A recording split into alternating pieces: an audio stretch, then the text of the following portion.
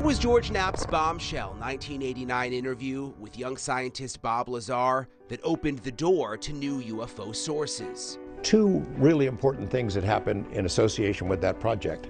One was Harry Reid. Nevada Senator Harry Reid saw George's UFO series and was interested. You know, George, I'll have to look at this. I have heard about this exact story. I've heard about it as kind of a preview of your program. I'm visiting with you once before. I'm anxious to get the facts. I think it's something we should look into. He says, yeah, well, I'm going back to Washington. My car will pick you up. You can talk to me on the way to the airport. And so I spilled the beans to him, what I'd learned so far. He didn't kick me out of his car. He was interested. He said at the end, well, look, keep me in the loop and I'll do the same for you. And that friendship that sort of started there, the secret conversation started that day. It lasted for the rest of his life and had a major effect on my life. Senator Reid visited Area 51 several times over the years, but never commented to George on the record about what he saw. I had never wanted to ask you on the record because I know there are limits on what you can say, but you've been there multiple times. I've been there quite a few times, and it was something that was really necessary, especially with the Soviets, with their satellites. You know, I look today, I see things that were experimental up there that are now everyday deals. Were there a lot of off-the-record conversations? Oh, yeah. Documents he would give you that you weren't reporting on? For years and years and years.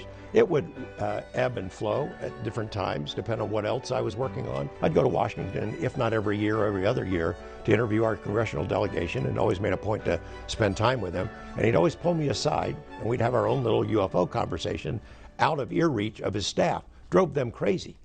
Drove them crazy for years because neither one of us would tell them what it was about. Now, after a while, they figured it out.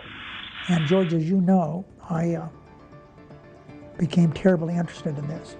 And rather than think about it, I said, well, I'm going to do something about it. In 2007, Reid and other senators authorized the Black Budget Study of UFOs, AAWSAP, which stands for Advanced Aerospace Weapons System Application Program. A contract for the program was awarded to a company called BASS, an offshoot of Bigelow Aerospace, owned by Las Vegas space entrepreneur Robert Bigelow, a billionaire who had funded his own UFO studies for years. Bigelow first connected with George after his initial UFO reports in the late 80s. I start getting all these calls. One of them came from this businessman I'd never heard of. Hold for Robert Bigelow. Okay. He gets on there. Boy, that was really good. He kind of introduces himself. I had no idea that he had already been funding UFO research. He offered to help. He was wanted to give me money to go ahead and pursue the investigation. I said, no, can't do that. I'm working for Channel 8, but I appreciate your offer of support, and maybe we can get in touch. That friendship that I developed with Bigelow then proved so important in the long run, and eventually Reid and Bigelow got together, and I introduced him. George reported on every step of the new project. Bigelow built secure facilities inside his aerospace company. At its peak, the study had 46 scientists working at the Nevada facility, writing reports and analyzing data that came in from the military. Rapid response teams were dispatched to the scene of UFO events. Over the 5 years, the project cost a total of $22 million. So you knew that the U.S. government was funding a secret program, and you just had to stay quiet. Yeah. They asked me to be part of it. I was asked twice to get a security clearance so that they could bring me in and show me stuff. I was not privy to everything that was going on. I did not have a security clearance, so I'd get bits and pieces, big picture stuff about what they were doing. And most of what they did was not classified, but it was very restricted. You know, it was kept in a stovepipe.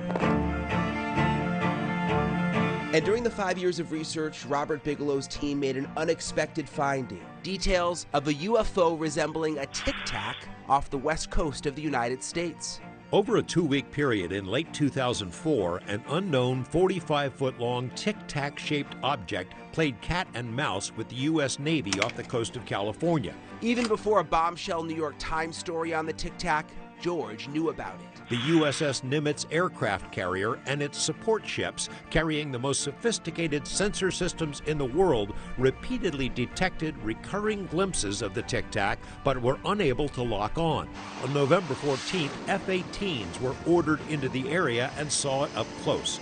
Veteran pilot Dave Fravor, commander of the elite Black Aces unit, says the tic-tac reacted to the presence of the F-18s, then took off like a bullet fired from a gun. If you go from what I saw which is very close to what Bob describes, that would change mankind. It's one of the reasons why you believe what you saw in 2004 was not ours. It was yeah, not. like I said last night, I think a lot of it was, if you'd have asked me in 2004, I didn't know.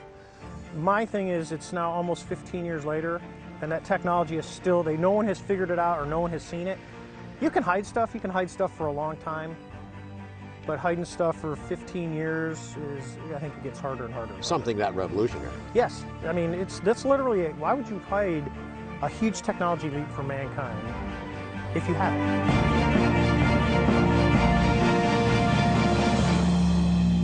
OSAP had created the world's largest UFO database, 200,000 cases, a data warehouse or what it was. They put together an amazing pile of work in a short period of time.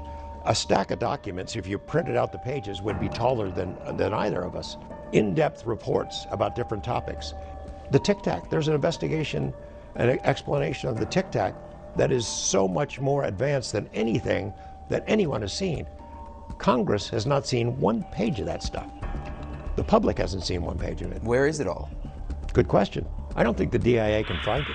You know, we've seen these reports and documents that we've obtained and photos and information from the Navy about these drones buzzing their ships, and they don't know where they came from. They can't track them. They're coming in swarms like bees, like insects. I don't know if it's scarier that it's an unknown or if it's scarier that our adversaries have made great strides in technology. And always remember, Russia, former Soviet Union, is run by a man who ran the KGB. They had as many as 30,000 agents at one time, KGB agents. So Russia's involved in this, no question about it. Coming up,